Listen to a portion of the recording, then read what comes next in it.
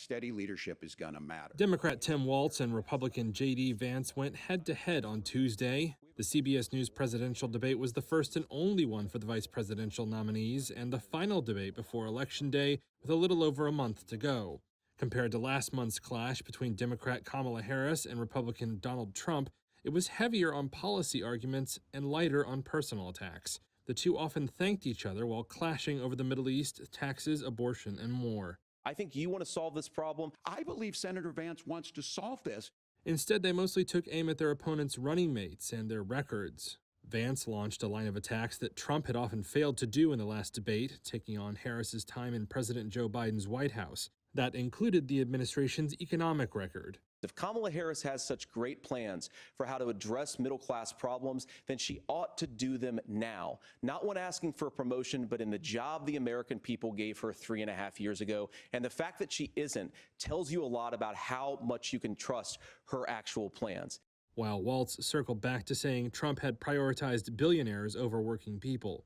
He also flipped a Vance critique of immigration by attacking Trump for pressuring Republicans to kill a bipartisan border security bill earlier this year. By standing with Donald Trump and not working together to find a solution, it becomes a talking point. And when it becomes a talking point like this, we dehumanize and villainize other human beings.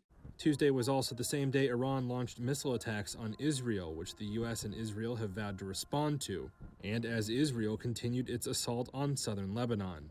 The debate opened with questions about the Middle East. Walz called Trump too fickle to handle the unfolding crisis, while Vance said Trump had made the world safer during his time in office.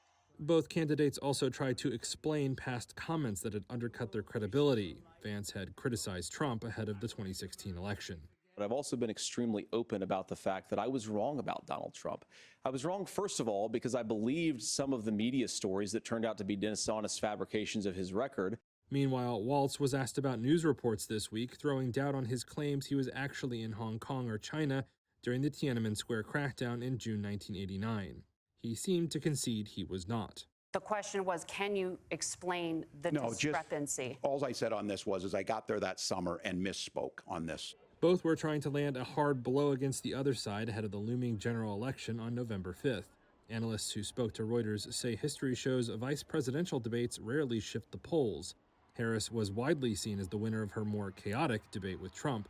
While Harris has edged ahead in national polls, voters remain evenly divided in the 7 battleground states likely to decide November's outcome.